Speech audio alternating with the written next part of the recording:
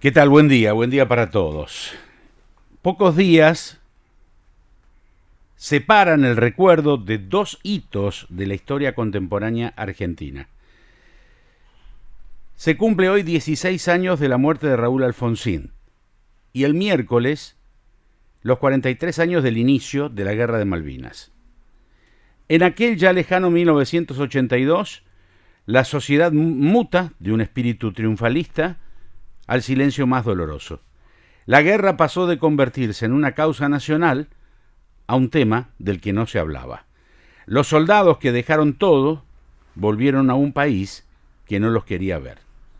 649 argentinos murieron en Malvinas.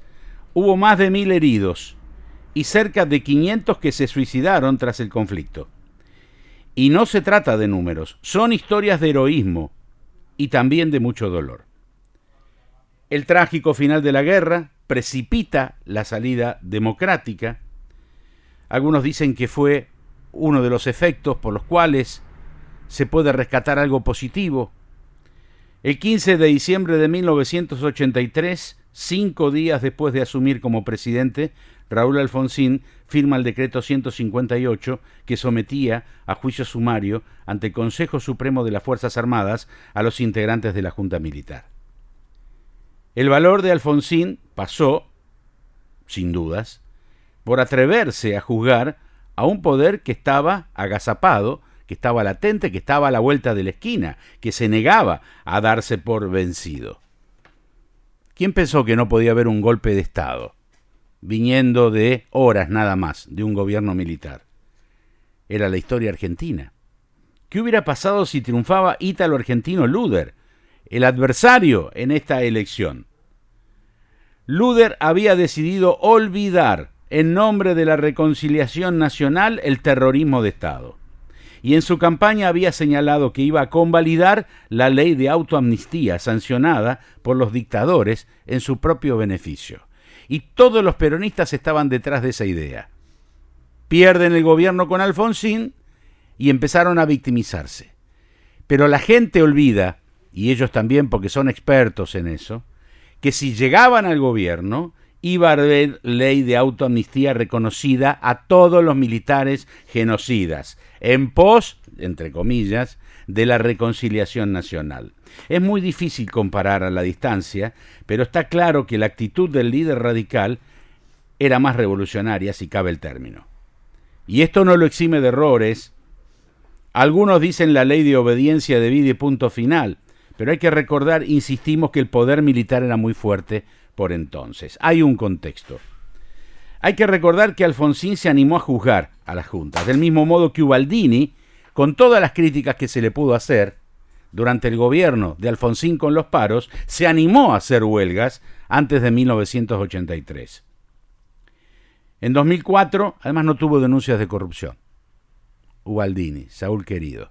No es poco, en un dirigente del sindicalismo argentino.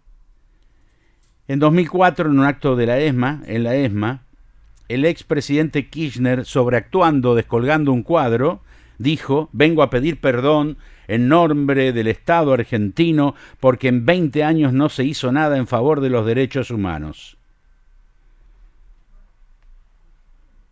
¿Cómo se nota que Kirchner nunca se metió en ese tema, no?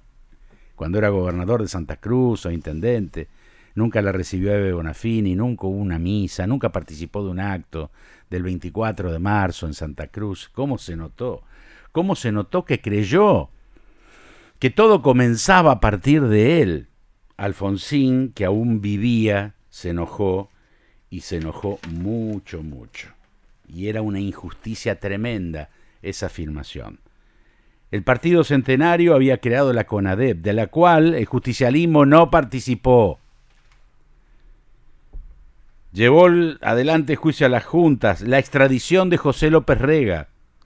Además, la UCR contó también con muchos desaparecidos en sus filas y otros que la pasaron muy mal, como el histórico dirigente Hipólito Solari Urigoyen.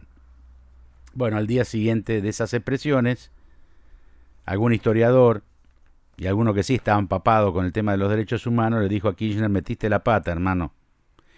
Yo sé que recién llegás a este tema, Llamar a Alfonsín y pedirle disculpas por tu error. No fue un error, fue un horror. Horror. Horror. Un país se construye con todas las ideas. Pese a todo el camino andado, nos queda a los argentinos la sensación que todavía falta mucho por recorrer. Hay excombatientes de Malvinas que tienen el orgullo de haberlo dejado todo, el dolor de la derrota y sienten todavía que la sociedad no termina de reconocer el acto de arrojo y heroísmo. A 43 años de Malvinas, entonces, nada de todo esto tiene que ser olvidado.